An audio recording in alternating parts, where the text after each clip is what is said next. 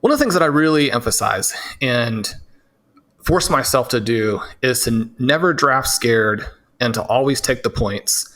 And certainly one of the things, and we'll talk about this probably in a minute, but zero RB was never supposed to be dogmatic. Mm-hmm. It's supposed to be about how you win your league and what is going to give you the most points. And so if we're sitting on the clock and very straightforwardly, the most points are going to come from running back, then we want to take that. Let's talk about the zero RB strategy though, because I get frustrated by this. I can't even imagine how you get like you have to just be out of. This is probably why you're not on Twitter anymore, is because of the way that people just misinterpret and misrepresent the zero RB strategy so much. I mean, I dealt with it a little bit with the late round quarterback strategy back in the day, but not even close to what you are dealing with the way that people throw out zero RB. I mean, I've seen, someone like not draft a running back in the first round and claim that because they didn't, they'll get a guy in the second and they're like, oh, I went zero RB, like without understanding at all sort of the thesis and the reason why zero RB exists. So first off, does it bother you that people misrepresented so much? And then what do you think it is that people misunderstand about that strategy and why they just seem to get it wrong when they're explaining it? Yeah, there's so much to potentially unpack there, and I always try and figure out what are the fastest ways to say something that's hopefully interesting. It doesn't actually bother me that much now, and hasn't bothered me for a long time. In the early going, it did more, which probably only makes sense. And I always liked the arguments that were both friendly and thoughtful. I think it's like anything else, where when you put out an idea, even if you're wrong, you would kind of prefer that the opposing arguments not be mean-spirited or in bad faith. And, unfortunately you get things like that. But I mean, that's also life.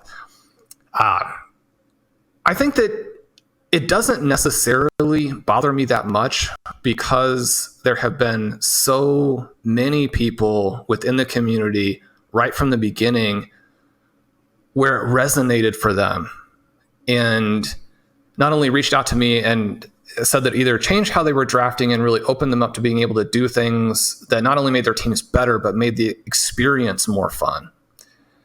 And then there were just so many people, many of them associated with RotoViz, but also many of them from other sites who seemed to be more offended than I was and made such powerful arguments for different elements of it. And I mean, anytime that you see that kind of response, it more than outweighs the negatives. Yeah. Because I mean, you realize that number one, there are a lot of amazing people out there. You realize you've got friends, and I mean, there's so much research on having friends, and having a community is really the only thing that determines the quality of your life. And so that's always a good thing to find out. Yeah, exactly. And then there were so many good arguments out there by people who were brilliant. And so from that perspective, I think that the give and take was wonderful. I think the only thing that, if I could change the way people look at it, that I would bother to do, because one of the things, if you're a competitor and you're still playing the stuff yourself, right, if there are a lot of people misinterpreting it, and certainly if there are a lot of people pushing back, and one of the things that was kind of nice is that the loopholes didn't really close for almost a decade. And so you could draft and dominate, for almost 10 years after that came out. It's arguably a little bit less the case now. So it's great if you have people pushing back and pushing a lot of drafters in the wrong direction. The only thing that I would change would be to really try and push home this idea that it was not meant to be restrictive. And it was not meant to be something where we're throwing a term onto something that ends up, being a little bit viral, a little bit marketable, and people grab onto from that perspective. But then, I mean, there was so much debate, especially for the first, 6 or 7 years, of like, what exactly is it? And is it 3 running backs? Is it 4 running backs? Can you then, or 3 or 4 wide receivers to start? Like, how long do you have to wait? If you take a running back in round 4 and then don't take another one until round 11, is that 0 running back? Do you have to take a quarterback? Do you have to take an elite tight end? It's like, that's the wrong way to think about it. 100%. Right? Yep. The whole idea here is that we want to be, and one of the reasons why that the entire headline for that article, I think, it is both problematic and also meaningful in that the anti-fragile element, and people have pushed back against that term, which is also fine. And then this idea of the myth of value-based drafting, which is actually not supposed to be an attack on value-based drafting. And right. That part too, you hope, because you don't want to ever put something out that anybody's going to feel like is an attack on them or their ideas, which are good, right? But it's this idea of how are we thinking through the things that happen in the season? One of the terms that we used a lot, I think, in the next 2 or 3 years after that maybe is even just a better way to think about it, and certainly is applied to a lot of other things now, but you think through contingency-based drafting, you think about scenario-based drafting.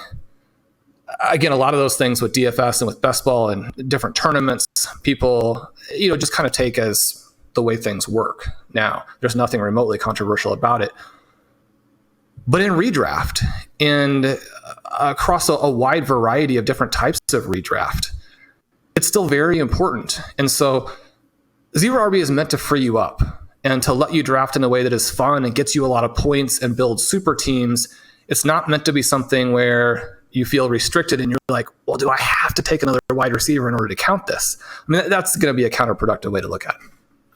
Yeah, I ran into that a lot as well with the late-round quarterback strategy. It's to a lesser degree, though, like I said at the top, where with running backs, you're going to get a lot more pushback and conversation around it because they just matter a lot more to fantasy football, right?